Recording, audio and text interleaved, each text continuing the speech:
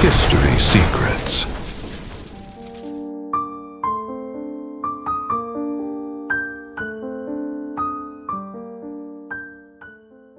The Judean desert holds secrets that span millennia.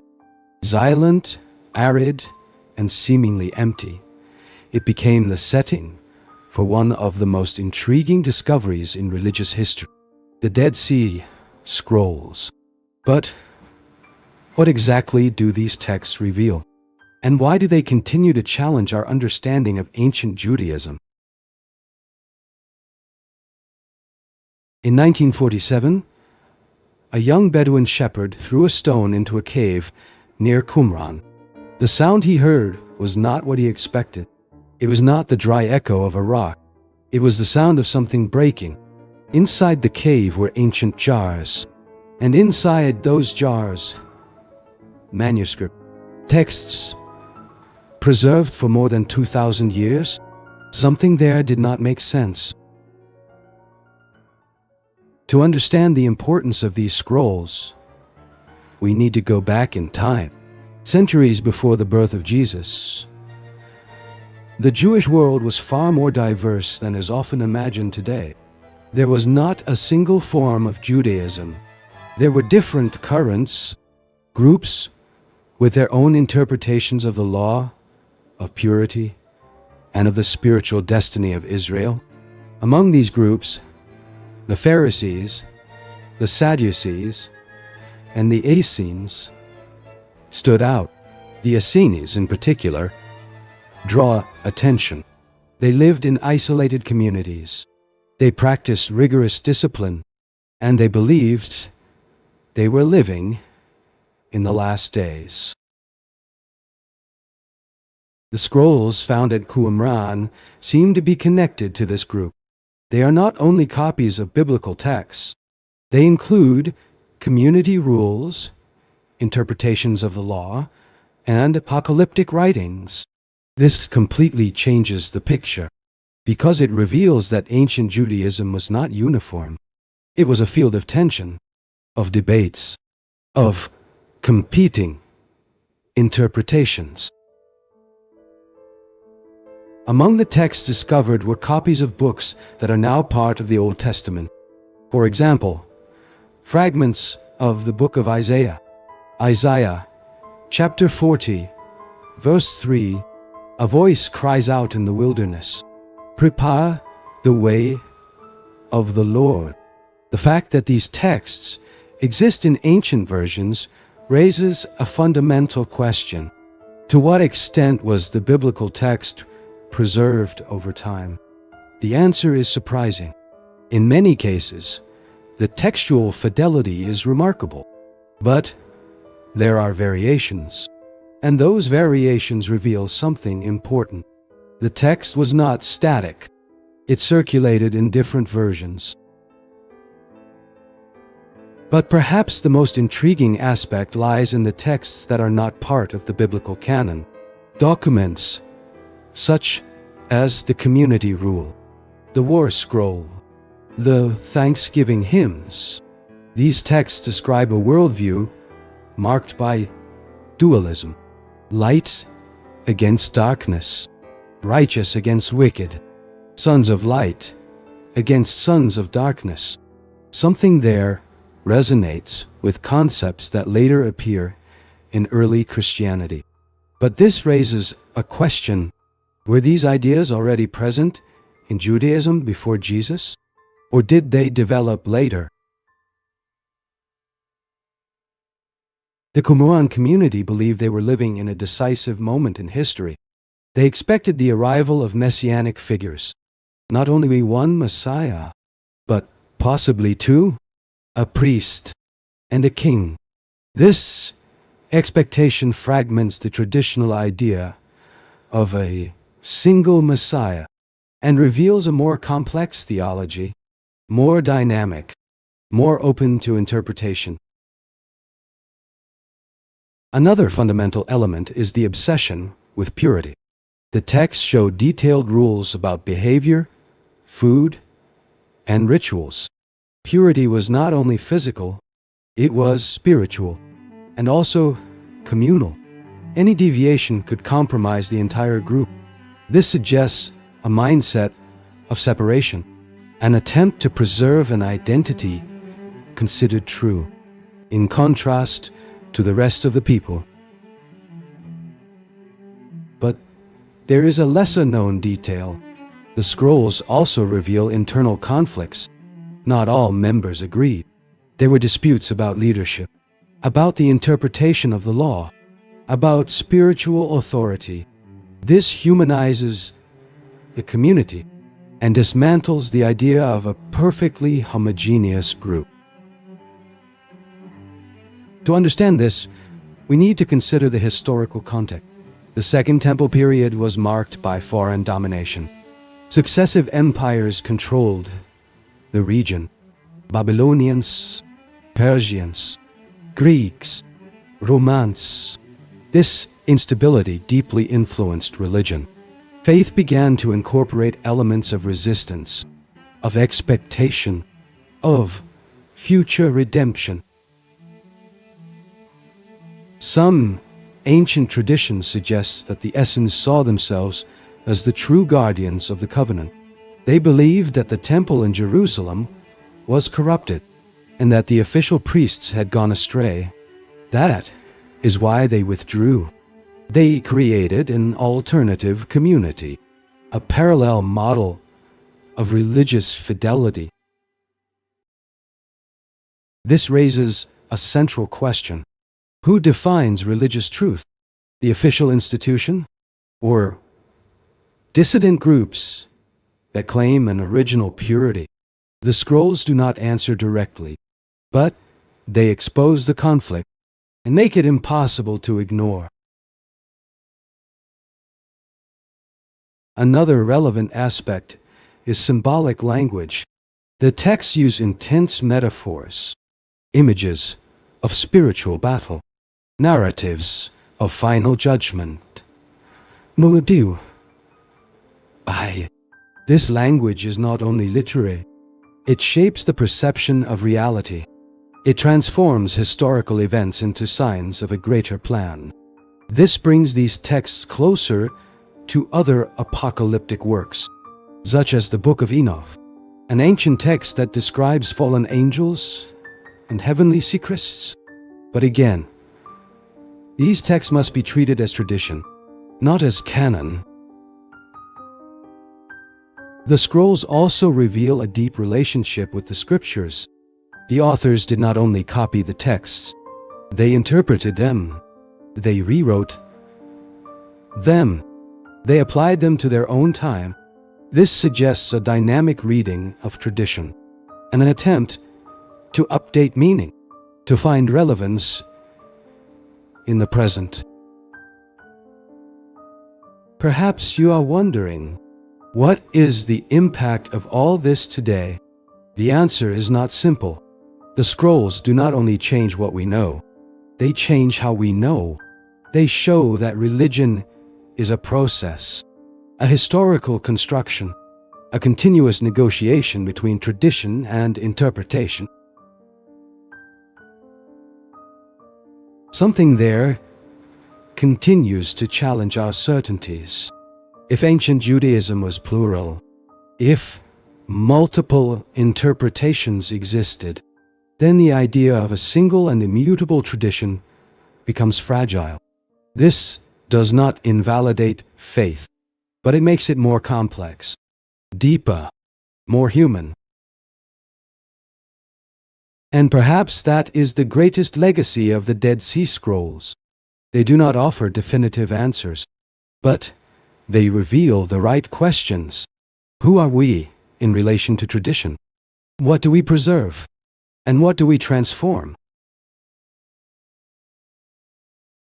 If we go deeper into the analysis of these manuscripts, an even more delicate question emerges. How did these texts survive, and why were they hidden?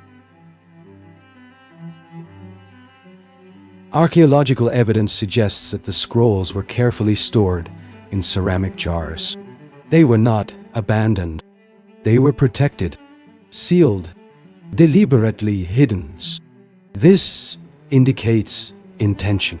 Someone knew that something was about to happen, something serious. To understand this moment, we need to observe the context of the first century. The region of Judea was under Roman rule. Political tension was constant. Rebellions arose, and Rome's response was relentless. In the year 70, Jerusalem was destroyed. The temple was demolished. This event changed everything. But even before that, signs of conflict were already in the air. Some scholars suggest that members of the Qumran community hid the scrolls to preserve them from imminent destruction. If this is true, then these texts are more than religious documents. They are testimonies of a moment of crisis, of a world on the verge of collapse. Something there takes on a new dimension. The texts are not only theoretical, they are urgent, written by people who believed they were living at the end of an era. So, this completely alters the reading. Every rule, every prophecy, every interpretation, everything begins to be seen as a response to a critical time. Among the manuscripts are commentaries on biblical books, especially the so-called Pesha. These texts reinterpret ancient passages in light of the community's presento. For example, prophecies are applied to contemporary leaders. Ancient events are seen as models for what is happening now. This reveals a specific interpretive method. Scripture was not only read, it was updated. But there is a detail that draws attention. These interpretations often identify enemies, figures that represent corruption, deviation, falsehood. A recurring figure is the so-called teacher of righteousness, a central figure for the community, but his identity remains uncertain. Something there is still hidden. Who was the teacher of righteousness? A spiritual leader? A reformer? A rejected prophet? The texts do not offer a direct answer, but they leave clues. He seems to have been persecuted, opposed by a rival priest, perhaps linked to the official temple. This internal conflict reveals something deep. The dispute was not only theological, it was also political. Another significant element is the calendar. The Qumran community used a calendar different from the official one in Jerusalem. This is not a minor detail. The calendar defines festivals, rituals, sacred times. To change it means redefining the very structure of religious life. This creates a clear rupture, a conscious distancing. Something there becomes evident. The community did not see itself as part of the dominant system, but as an alternative, as a correction, as a restoration of an order considered lost. The texts also reveal an extremely structured organization. There was hierarchy, rules of admission, disciplinary processes, sanctions. Nothing was left to chance. Community life was regulated in detail. This suggests a high level of internal control, but also cohesion. To understand this, we need to consider the idea of identity. In contexts of crisis, groups tend to reinforce boundaries, to define who belongs and who does not. The scrolls show exactly that. An identity built on separation, on distinction, on purity. But perhaps the most intriguing point lies in the relationship with the future. The texts are deeply oriented toward what is yet to come.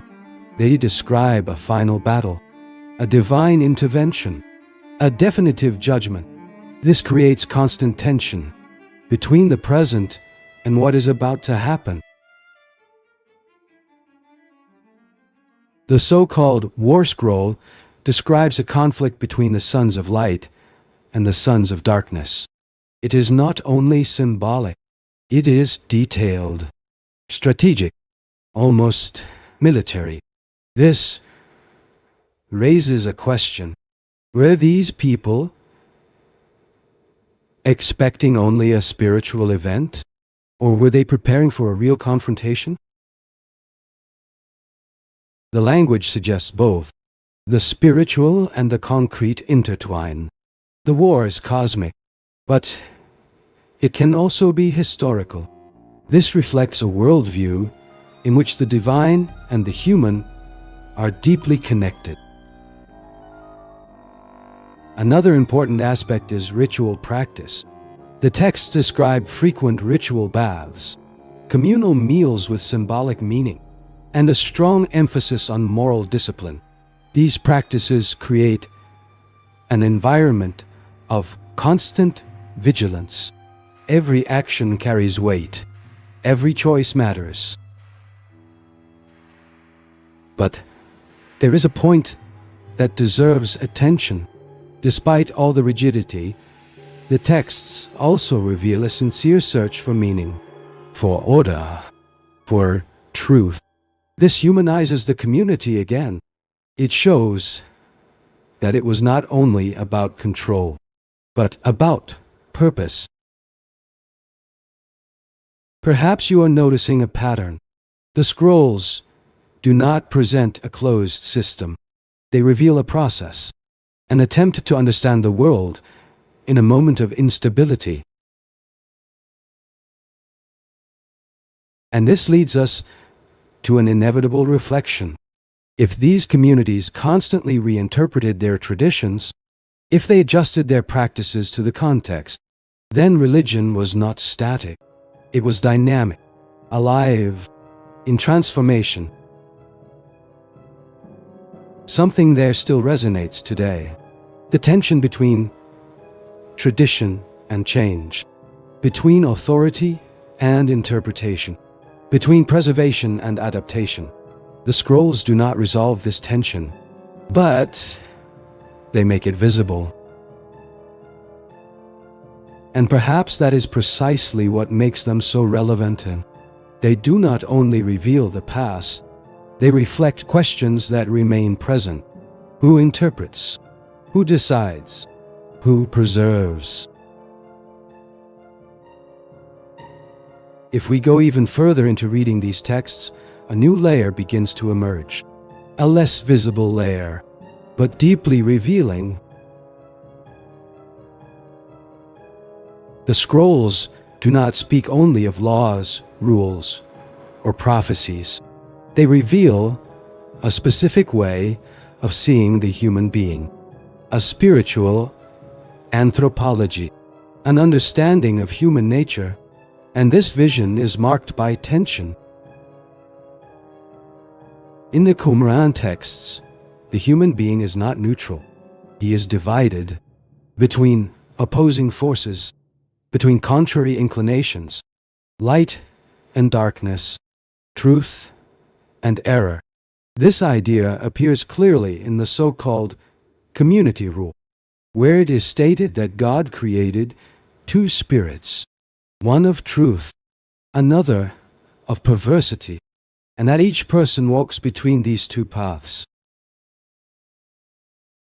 This is not only theology, it is a way of interpreting reality. Every action, every decision, every thought, everything comes to be seen within this dual structure. This creates clarity, but also rigidity. Something there intensifies individual responsibility. The individual cannot simply exist. He must choose. He must align. He must define his position. But there is a detail that deserves attention. Despite this clear division, the texts also recognize human fragility, the difficulty of remaining on the right path. There are confessions, requests for mercy, recognition of failures.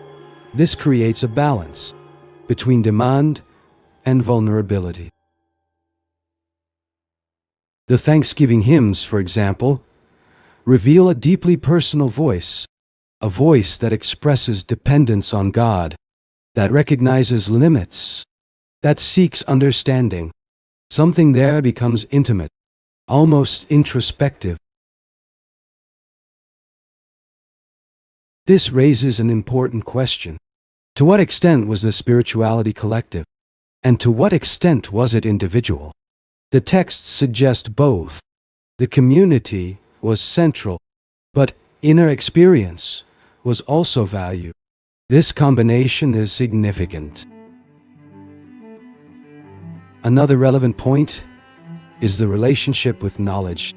The scrolls demonstrate an intense appreciation for correct interpretation. It is not enough to read. It is necessary to understand, but to understand in the right way.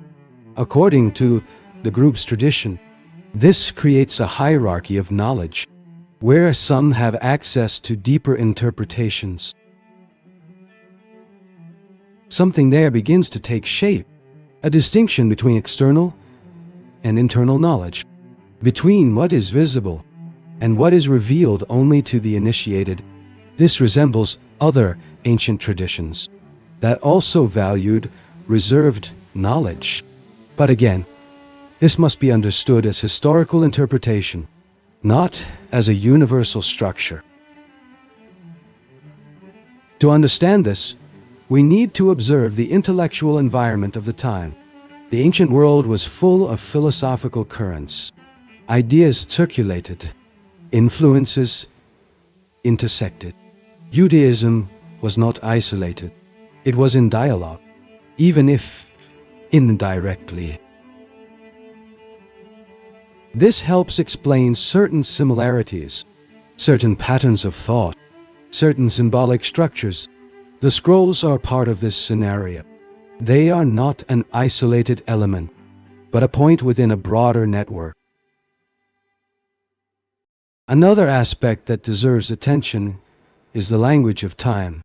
The texts frequently speak of eras, of determined periods, of cycles. This suggests a structured vision of history, where events follow a plan, even if not fully understood. Something there offers security, the idea that there is order, even in the midst of chaos, even in the face of instability. But at the same time, this vision also generates expectation, the anticipation of a decisive moment, of an intervention, of a radical transformation. This creates constant tension between the now and what is to come. And it is precisely in that tension that the scrolls gain strength. They are not only records, they are responses, attempts to make sense of a world in transformation.